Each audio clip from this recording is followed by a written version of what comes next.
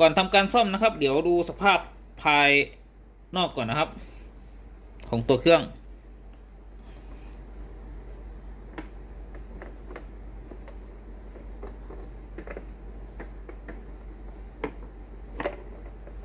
มีรอยตามสภาพไซต์งานนะครับ เครื่องเล็กนะ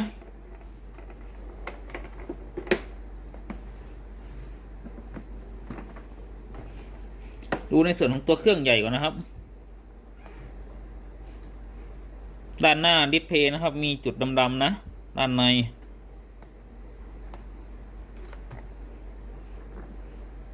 เดี๋ยวในส่วนของตัวโครงเครื่องนะครับ ตรงนี้ประกอบมาไม่สนิทนะ ตัวด้านข้างนะครับ มีรอยแกะแงะมานะครับ ต้องแจ้งสภาพก่อนนะ ตรงนี้นะครับ รอยงัดมาเพียบเลยนะ ด้านหลังตรงนี้ด้วยนะครับ ตามสภาพ ตรงนี้ครับน่าจะเป็นสร้างสุดเก่านะครับซ่อมมา ตรงนี้ด้วยนะครับ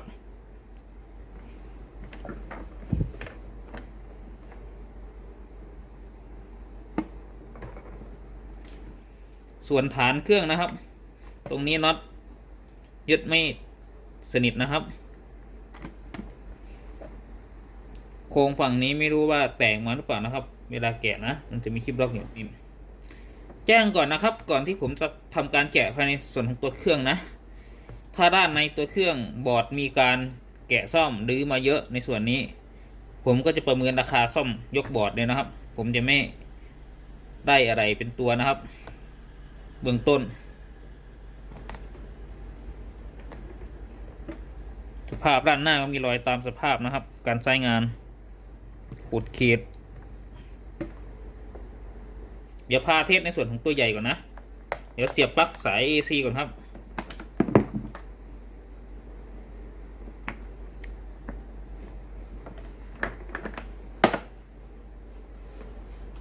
ทำการเสียบปลั๊กนะครับ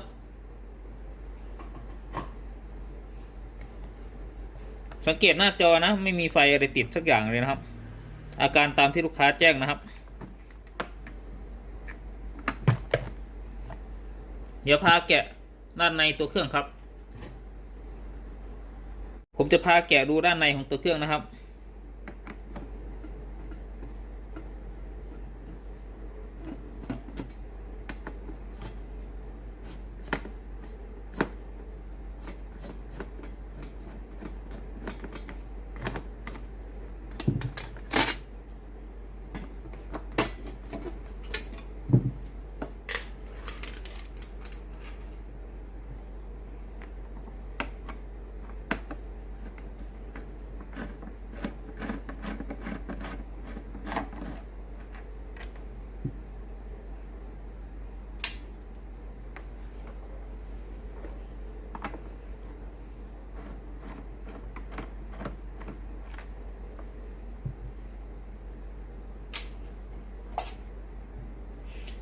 ปกติตรงนี้จะมีเขี้ยวล็อก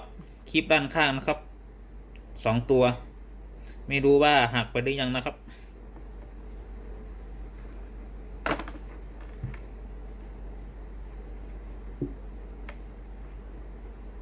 เหลือแค่ข้างเดียวนะครับ ฝั่งนี้หักไปแล้ว เดี๋ยวนำสาย AC แล้วก็สายกาวออกก่อนนะครับ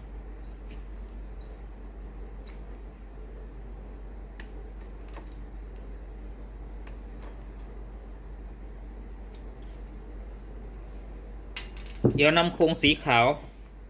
ตรงครอบนี้ครับ ขึ้นยกสุดเลยนะครับ ปกติด้านใต้จะเป็นตัวคลิปล็อกนะครับ คิดว่าน่าจะคลิปล็อกหักหมดเลยนะครับ เดี๋ยวลองดึงโยกดูก่อนนะครับว่าจะขึ้นหรือเปล่าตัวนี้ขึ้นนะครับ หลังจากที่เราถอดในส่วนของตัวครอบหม้อต้มออกแล้วนะครับ เดี๋ยวเรามาดูหน้าที่ต่างๆและอะไรต่างๆภายในตัวเครื่องนะครับ ตัวนี้คือโทโมฟิลนะครับ จะต่ออนุกรมกันอยู่ในวงจรนะครับทำหน้าที่ป้องกันในส่วนของตัวหม้อต้มร้อนเกินนะครับ ถ้าในส่วนของตัวหม้อต้มร้อนเกินค่าอุณหภูมิที่โทโมฟิลกำหนดนะครับ ในส่วนของตัวโทโมฟิลตัวนี้ก็จะตัดไฟออกจากวงจรเลยนะครับ ไม่ให้ไฟ220 โวลต์ VAC จ่ายไปเลี้ยงในส่วนของตัวบอร์ดเลยนะครับ หน้าที่ของโทโมฟิลมีแค่นี้นะครับ ตัวนี้คือปั๊มน้ำนะครับปั๊มน้ำตัวนี้จะรับไฟ12 โวลต์ DC นะครับที่จ่ายมาจากตัวบอร์ดด้านข้างนะครับปั๊มน้ำเมื่อได้รับไฟนะครับก็จะทำหน้าที่สูบน้ำจากหม้อต้มน้ำนะครับผ่านทางท่อสายฝั่งนี้นะครับแล้วออกมาฝั่งนี้เพื่อไปยังแก้วของผู้ใช้งานนะครับหน้าที่ของปั๊มน้ำมีแค่นี้นะครับส่วนอะไรซินนี้นะครับก็คือในส่วนของตัว NTC หรือเทอร์มิเตอร์นะครับหรือเรียกกันว่าตัวเซ็นเซอร์ตรวจจับอุณหภูมินะครับส่วนนี้นะครับก็คือในส่วนของตัวฮีเตอร์นะครับจะมีในส่วนของตัวฮีเตอร์หลักนะครับก็คือขาดิมนะครับฝั่งนี้กับฝั่งนี้นะครับคือฮีเตอร์หลักนะครับส่วนตรงกลางนะครับจะเป็นฮีเตอร์วอร์มนะครับฮีเตอร์ทำหน้าที่ต้มน้ำให้เดือดนะครับโดยฮีเตอร์จะทำงานได้ก็ต้องมีไฟมาเลี้ยงนะครับก็คือไฟ220 โวลต์ VAC ที่จ่ายมาจากแผงควบคุมนะครับหน้าที่หลักๆของวงจรด้านบนมีแค่นี้นะครับเดี๋ยวผมจะพาแกะดูในส่วนของตัวฝั่งบอร์ดนะครับฝั่งบอร์ดก็คือฝั่งนี้นะครับ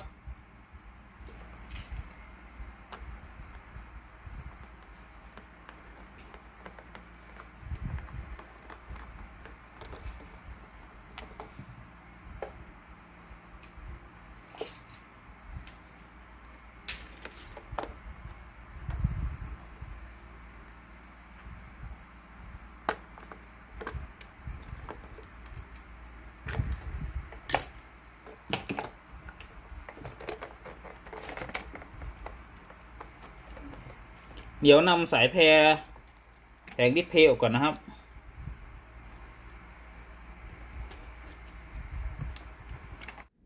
ตัวนี้คือแผง power นะครับทำหน้าที่จ่ายไฟให้อะไรต่างๆนะครับไม่ว่าจะจ่ายไฟไปเลี้ยงในส่วนของตัวฮีเตอร์จ่ายไฟไปเลี้ยงในส่วนของตัวปั๊มน้ำหรือจ่ายไฟไปเลี้ยงในส่วนของตัวแผงดิสเพย์ด้านหน้านี้นะครับเดี๋ยวเราจะมาได้ระบบไฟนะครับว่าระบบไฟที่มาเลี้ยงมีระบบไฟยังไงบ้างนะครับผมจะมาอธิบายระบบไฟคร่าวๆในวงจรนะครับไฟ2 สายนะครับก็คือในส่วนของตัวสายสีน้ำเงิน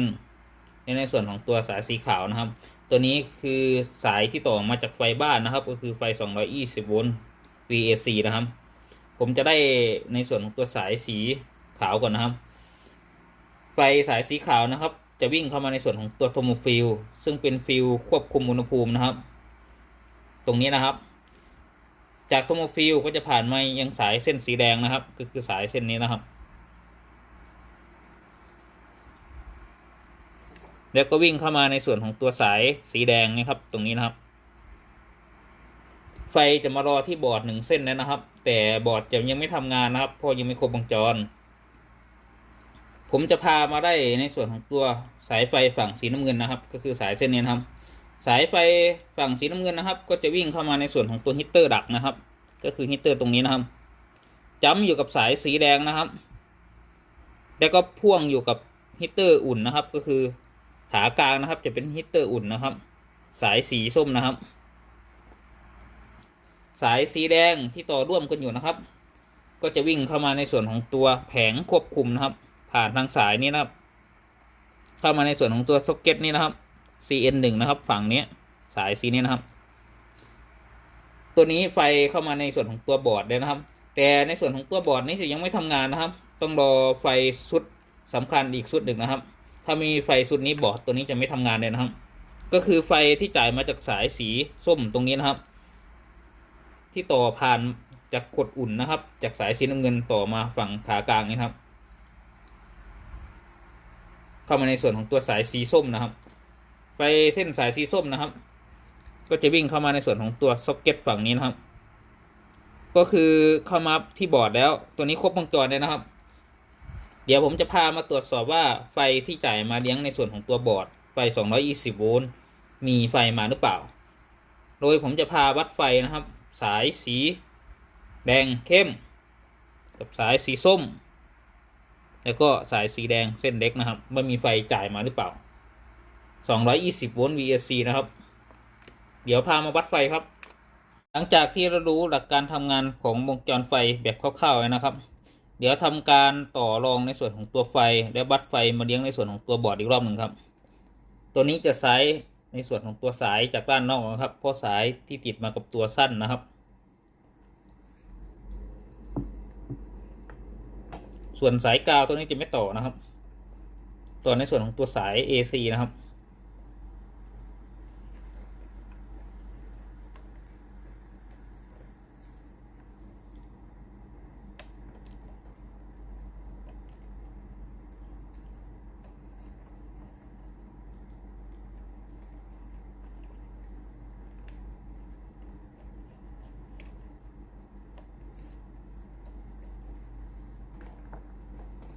ตัวนี้ก็จะไปเสียบในส่วนของตัวปลั๊กไฟบ้านเลยนะครับ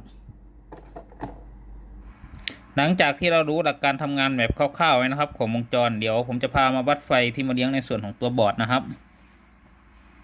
ให้ทำการตั้งมิเตอร์นะครับอยู่ที่250โวลต์ VAC นะครับจากนั้นทำการเสียบปลั๊กไฟนะครับผมจะใช้ในส่วนของตัวมิเตอร์สายสีดำนะครับจับในส่วนของตัวสายสีแดงฝั่งนี้เป็นหลักนะครับส่วนมิเตอร์สายสีแดงนะครับผมจะจับในส่วนของตัวสายสีแดงเล็กนะครับตัวนี้สังเกตเข็มมิเตอร์นะครับมีไฟมาเลี้ยง220โวลต์ VAC นะครับถ้าเราวัดได้อย่างนี้นะครับก็คือในส่วนของตัวโทโมฟิลปกตินะครับแต่ถ้าวัดแล้วไม่มีไฟมานะครับก็ให้ไปตรวจสอบในส่วนของตัวโทโมฟิลนะครับจากนั้นผมจะวัดในส่วนของตัวสายสีส้มนะครับ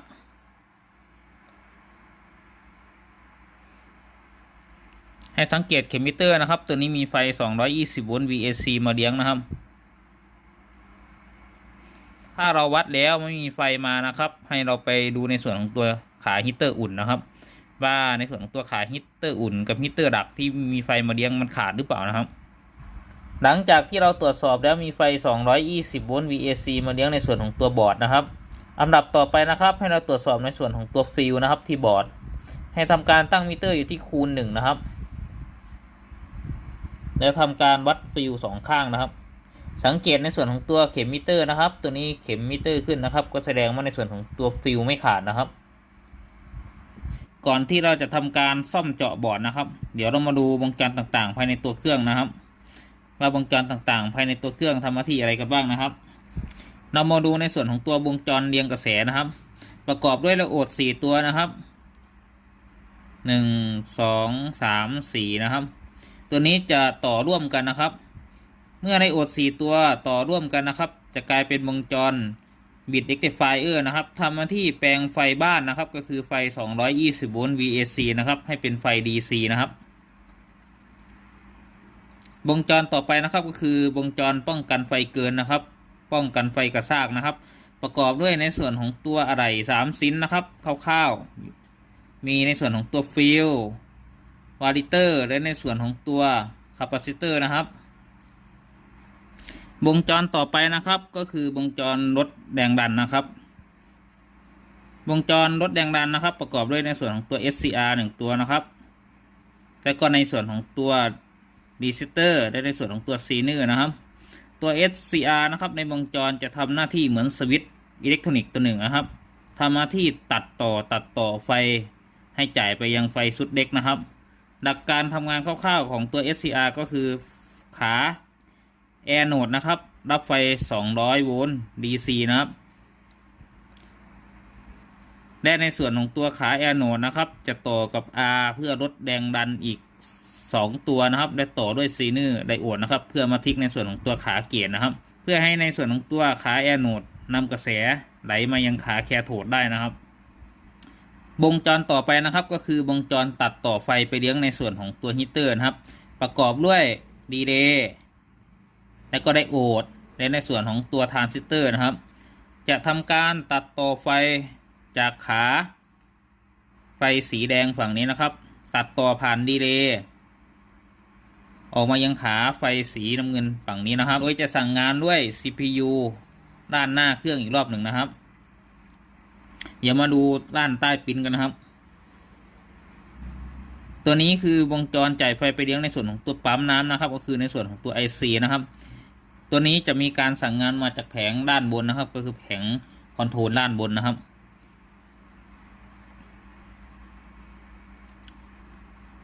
ส่วนวงจรฝั่งนี้นะครับก็คือวงจรไฟสุดเล็กนะครับ ทำมาที่จ่ายไฟไปเลี้ยงในส่วนของตัวแผงด้านหน้านะครับ ก็คือแผงคอนโทรลแผงดิสเพย์ด้านหน้านะครับวงจรคร่าวๆของตัวเครื่องมีเท่านี้นะครับอันดับต่อไปนะครับให้เราวัดในส่วนของตัวไฟที่ต่อมายัง C ตำแหน่ง C3 นะครับไม่มีไฟมาหรือเปล่าต่อไปให้เรามาวัดไฟตำแหน่ง C3 นะครับว่ามีไฟจ่ายมาตรงตำแหน่ง C3 หรือเปล่านะครับตรงนี้นะครับให้ทำการตั้งมิเตอร์นะครับอยู่ที่10 โวลต์ DC นะครับ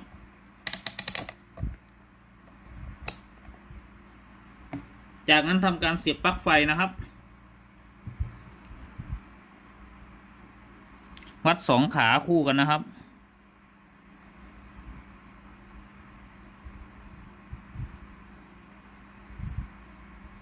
สังเกตเข็มมิเตอร์นะครับตัวนี้เข็มมิเตอร์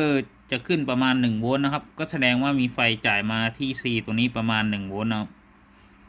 ถ้าไฟจ่ายมาที่ C ตำแหน่งนี้ประมาณ1 โวลต์วงจรไม่ทำงานนะครับอันดับต่อไปนะครับให้เรามาตรวจสอบไฟที่มาเลี้ยงในส่วนของตัวขา SCR นะครับคือขา Air Node นะครับรับไฟ200 โวลต์ไม่มีไฟจ่ายมาหรือเปล่าเดี๋ยวเรามาตรวจสอบกันครับผมจะพาวัดไฟมาเลี้ยงในส่วนของตัว SCR นะครับขา Air Node นะครับทำการตั้งมิเตอร์นะครับอยู่ที่1,000 โวลต์ DC นะครับสายมิเตอร์สีดำจับขั้วลบของ C นะครับส่วนสายมิเตอร์สีแดงนะครับจับในส่วนของตัวขา Air Node นะครับสังเกตเข็มมิเตอร์นะครับตัวนี้มีไฟมาเลี้ยงในส่วนของตัวขา Air Node ของ SCR นะครับ200 โวลต์ DC นะครับอันดับต่อไปผมจะพาวัดไฟมาเลี้ยงในส่วนของตัวขาเกตของ SCR นะครับมามีไฟมาทิกที่ขาเกตหรือเปล่า SCR ถึงจะนำกระแสนะครับจ่ายไฟไปเลี้ยงในส่วนของตัวไฟสุดเล็กนะครับขาเกตของ SCR นะครับก็คือขานี้นะครับที่เขียนไว้ขา G นะครับว่ามีไฟมาทิกที่ขาเกตหรือเปล่านะครับเพราะว่าไฟขา Air Node ตัวนี้มีไฟมาแล้วนะครับ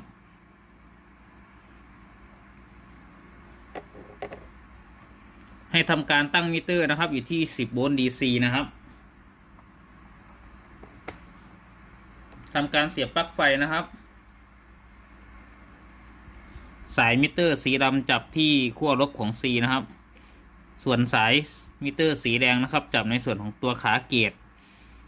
ของ SCR นะครับตัวนี้สังเกตเข็มมิเตอร์นะครับไม่มีไฟมาเลี้ยงในส่วนของตัวขาเกตของ SCR เลยนะครับตัว SCR จะไม่นำกระแสนะครับถ้ามีไฟมาเลี้ยงนะครับเมื่อเราวัดไฟแล้วนะครับไม่มีไฟมาทิกในส่วนของตัวขาเกตก็คือขาฝั่งนี้นะครับของ SCR ลำดับต่อไปนะครับเราจะไล่ในส่วนของตัววงจรไฟที่ไปเลี้ยงในส่วนของตัวขาเกตนะครับขาเกตจะรับไฟมาจากขา Air Node ก็คือขาตรงกลางนี้นะครับของ SCR แล้วก็ผ่านทาง R4 R12 แล้วก็ผ่านทาง Synergiode ZD1 นะครับแล้วเข้าไปทิกในส่วนของตัวขาเกตของ SCR นะครับเดี๋ยวผมจะพามาวัดไฟนะครับว่าไฟขาดหายตรงจุดไหนหรือเปล่านะครับทำไมไฟไม่ไปถึงในส่วนของตัวขาเกตของ SCR นะครับทำการตั้งมิเตอร์นะครับอยู่ที่1,000 โวลต์ DC นะครับแล้วทำการเสียบปลั๊กไฟนะครับสายมิเตอร์สีดำนะครับจับที่ขา C ขั้วลบนะครับตำแหน่งเดิมนะครับส่วนสายมิเตอร์สีแดงนะครับจับในส่วนของตัวขา Air Node ไว้ก่อนนะครับตัวนี้มีไฟ200 โวลต์นะครับเราจะวัดในส่วนของตัวขา R4 ฝั่งนี้นะครับตัวนี้มีไฟนะครับวัดข้าม R4 ไปอีกฝั่งหนึ่งนะครับตรงนี้สังเกตเข็มมิเตอร์นะครับจะไม่มีไฟนะครับทำการปรับเข็มมิเตอร์ให้ต่ำลงนะครับเหลือ50 โวลต์ DC นะครับ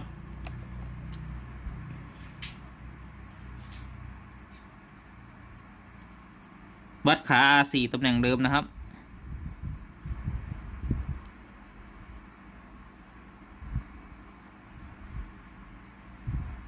ตัวนี้ก็ยังไม่มีไฟนะครับเดี๋ยวปรับลงต่ำกว่าเดิมนะครับ10 โวลต์ DC นะครับ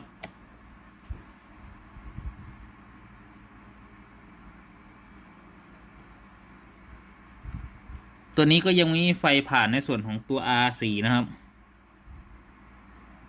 เดี๋ยวเราทำการถอดในส่วนของตัว R4 ออกจากวงจรนะครับว่า R4 มีปัญหาหรือเปล่าขาดออกจากวงจรหรือเปล่านะครับทำไมไฟไม่สามารถผ่านได้นะครับผมจะพาถอดในส่วนของตัว R4 ออกจากวงจรนะครับ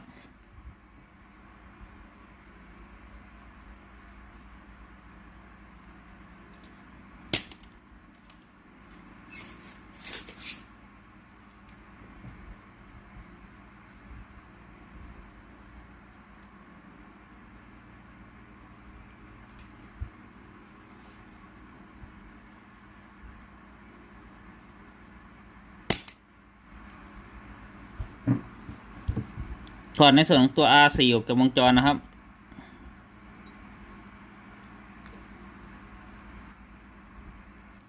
R4 นะครับที่ตัวจะเขียนสีติดไว้นะครับ สีขาว สีน้ำตาลแล้วก็สีส้ม แล้วก็สีทองนะครับ ตัวนี้ R9 11K โอห์มนะครับหลังจากที่ผมถอด R ออกจากวงจรแล้วนะครับเดี๋ยวผมจะพามาวัดความต้านทานนะครับว่า R ตัวนี้ขาดหรือเปล่านะครับตั้งมิเตอร์อยู่ที่ย่านโอห์มนะครับค่าปกติของ R ตัวนี้นะครับอยู่ที่ 91K โอห์มนะครับ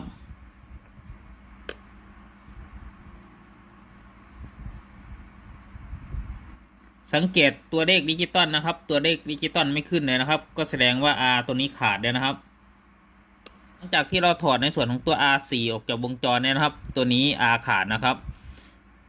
ให้เรามาลอยขา R12 R14 แล้วก็ R3 ข้างหนึ่งนะครับเดี๋ยววัดความต้านทานว่า R3 ตัวนี้ยืดค่าหรือเปล่านะครับและอย่าลืมตรวจสอบในส่วนของตัว ZD1 ตัวนี้ด้วยนะครับว่าซีเนอร์ตัวนี้ซอดหรือเปล่านะครับให้ตรวจสอบแค่นี้นะครับหลังจากที่ผมลอยในส่วนของตัว R14 R3 R12 ลอยออกจากวงจรเนี่ยนะครับแค่ขาเดียวเดี๋ยวผมจะพามาวัดความต้านทานนะครับตัวนี้ R ทั้ง3ตัวนะครับค่าความต้านทาน 91K โอห์มนะครับว่ามี R ตัวไหนยืดค่าหรือเปล่านะครับอันดับแรกผมจะวัดในส่วนของตัว R14 ก่อนนะครับ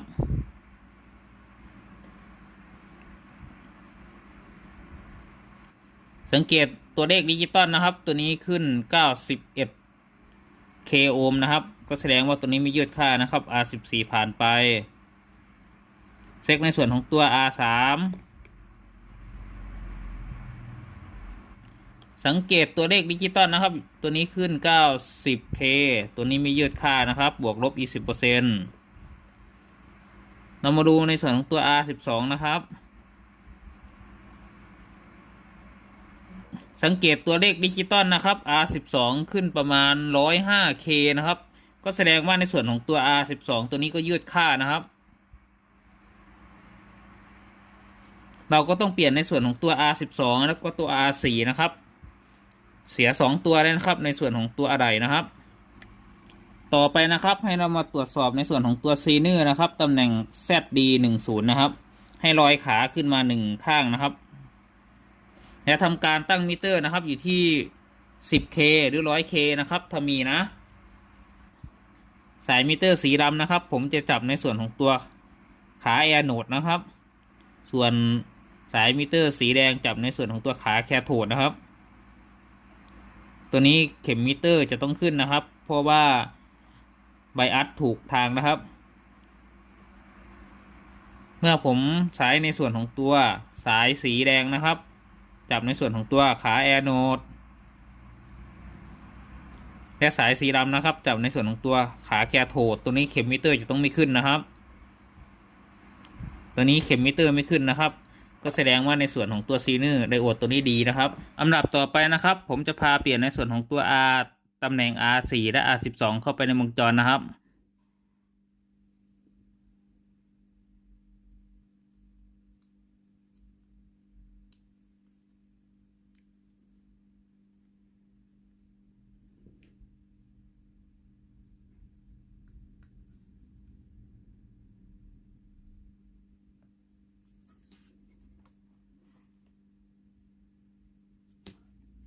ทำการวัด G ให้เรียบร้อยนะครับ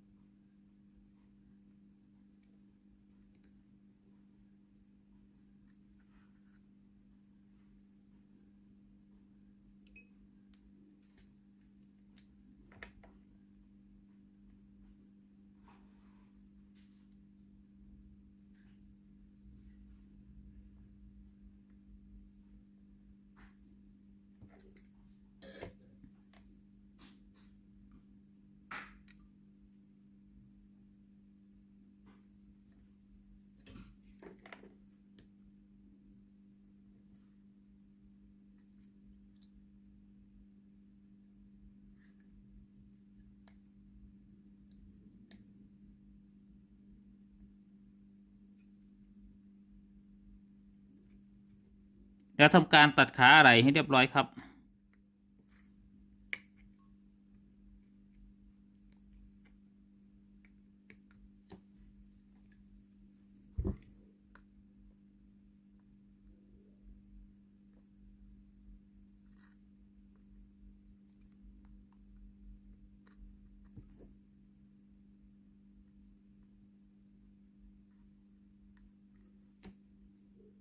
และทำการล้างปิ้นด้วยทินเนอร์นะครับ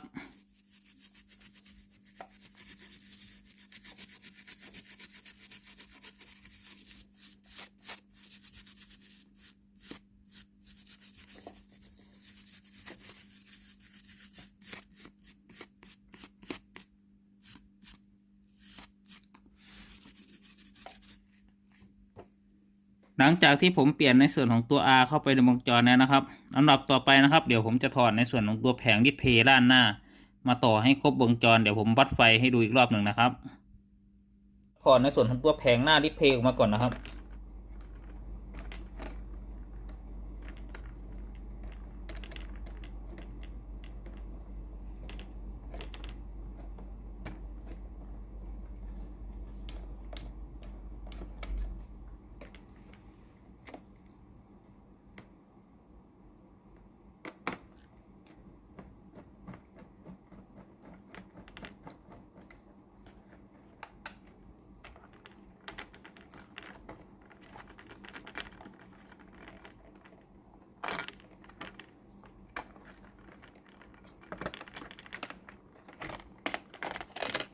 ถอดในส่วนของตัวแผงออกมาเรียบร้อยนะครับด้านในเป็นจุดสีดำนะครับ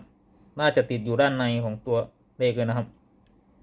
จากที่เราถอดในส่วนของตัวแผงดิสเพย์ด้านหน้าออกมาแล้วนะครับเดี๋ยวผมจะพาใส่สายแพรเข้าไปในวงจรบอร์ดพาวเวอร์นะครับ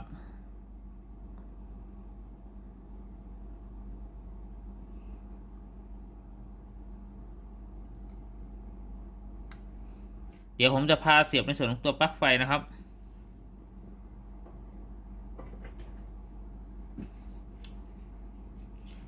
ตัวนี้แผงดิสเพย์ติดขึ้นมาแล้วนะครับเดี๋ยวผมจะพาวัดไฟที่มาเลี้ยงในส่วนของตัวขาเกจของ SCR นะครับว่าโดยปกติแล้วขาเกจรับไฟมาประมาณกี่โวลต์นะครับทำการตั้งมิเตอร์นะครับอยู่ที่10 โวลต์ DC นะครับ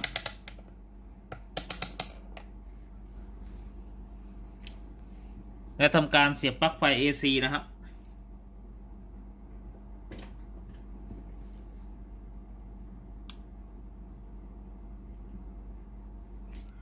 สายมิเตอร์สีดำนะครับจับในส่วนของตัวขั้วลบของ C ตำแหน่งเดิมนะครับวัดในส่วนของตัวขาเกจนะครับ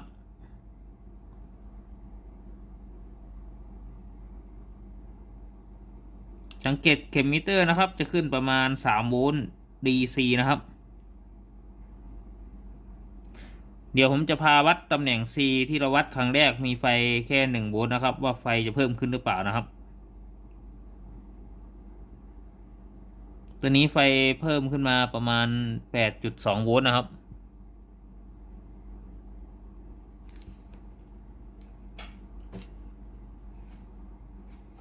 ในส่วนของตัวแผงดิสเพย์ตัวนี้นะครับเดี๋ยวผมจะลองกดสั่งงานดูคร่าวๆนะครับว่าสั่งงานได้หรือเปล่า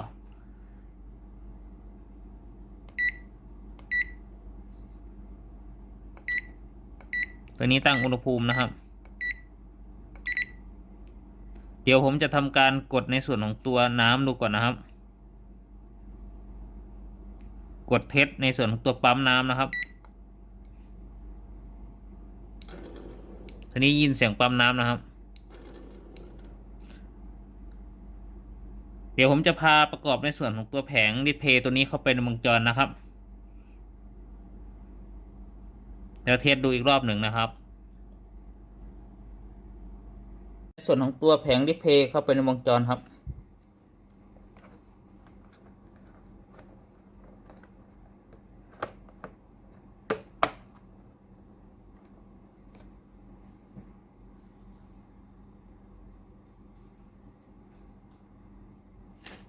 ทำการยึดน็อตอีก2 ตัวครับ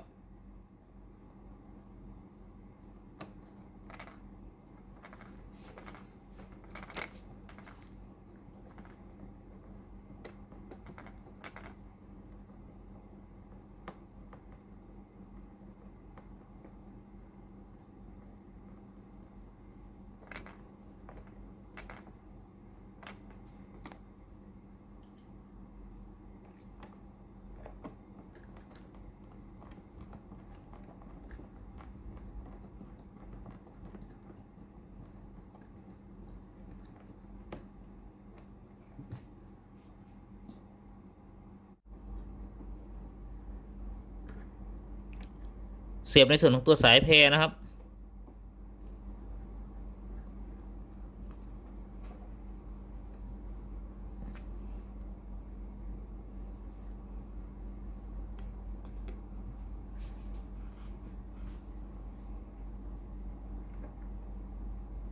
เสียบในส่วนของตัวสายฮีตเตอร์นะครับ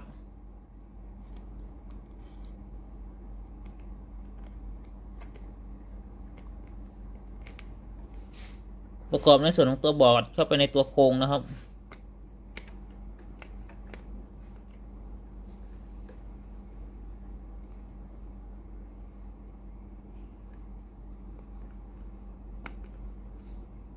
จากนั้นทำการจัดสายให้เรียบร้อยนะครับ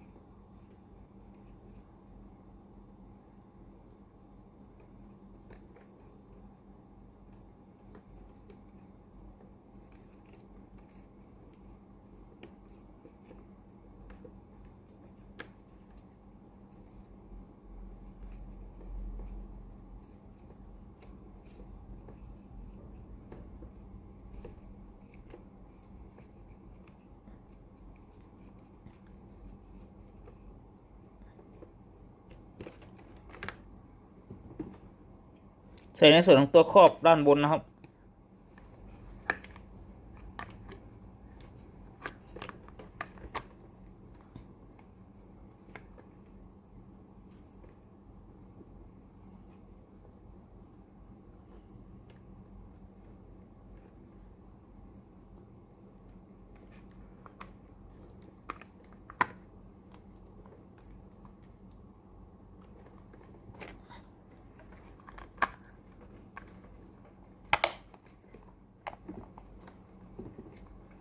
รูสายให้เรียบร้อยนะครับ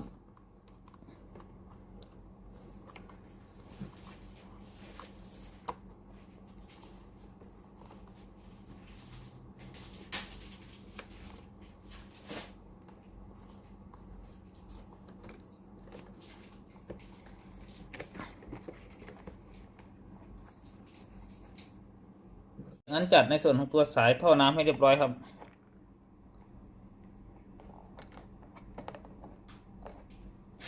ทำการยึดน็อตอีกตัวหนึ่งนะครับ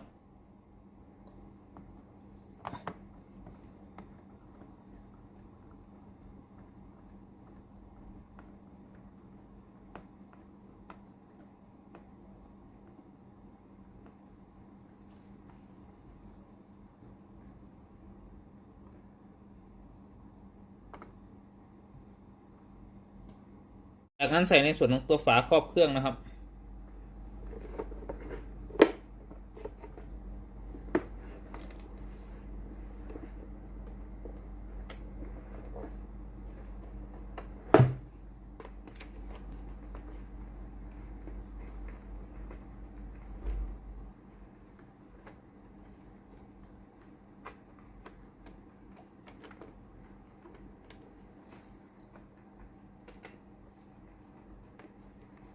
ใส่ในส่วนของตัวฝาครอบให้เรียบร้อยนะครับให้ลงล็อกตามเดิมนะครับ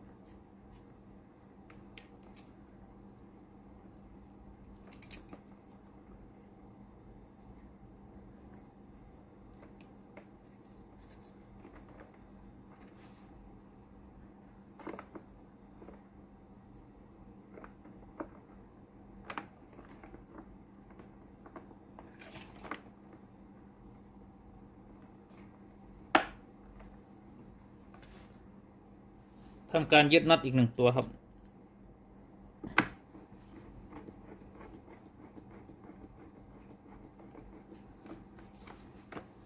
ทำการรัดด้วยเคเบิลไทย1 เส้นครับ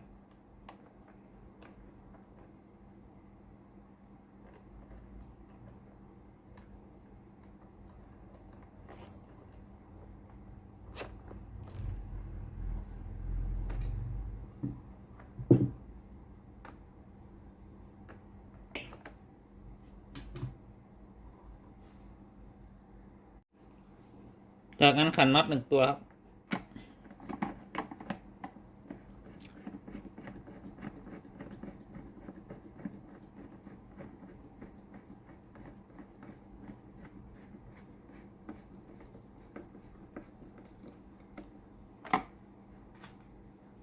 ใส่ฝาครอบด้านบนครับ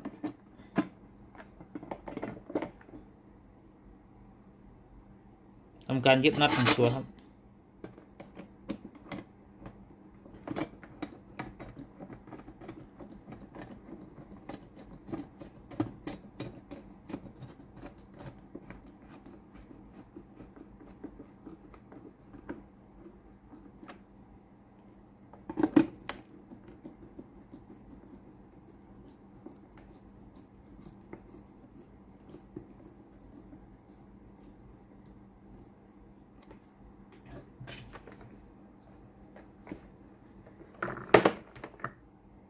หลังจากที่เราประกอบในส่วนของตัวเครื่องเสร็จเรียบร้อยแล้วนะครับเดี๋ยวทำการเสียบปลั๊กรองเครื่องอีกรอบหนึ่งครับ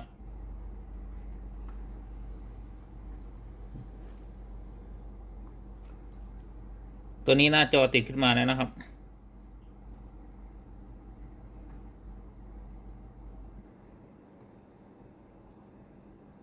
ตอนนี้ตัดการทำงานแล้วนะครับ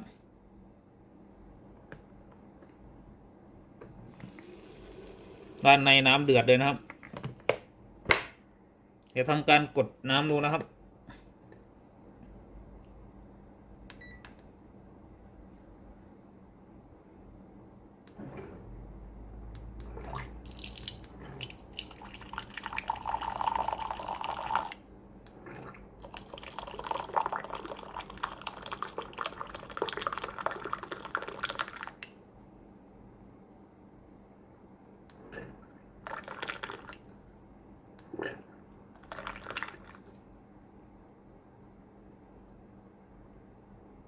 ตอนนี้สามารถกดน้ำอะไรได้ปกตินะครับ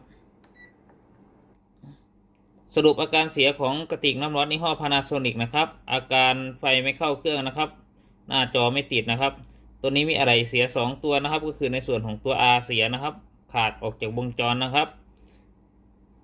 ขอบคุณครับที่รับชมคลิปวิดีโอครับขอบคุณมากๆครับฝากกดไลค์กดแชร์กดติดตามให้ด้วยนะครับเจอกันใหม่คลิปหน้ากระติกน้ำร้อนพานาตัวเล็กนะครับขอบคุณครับ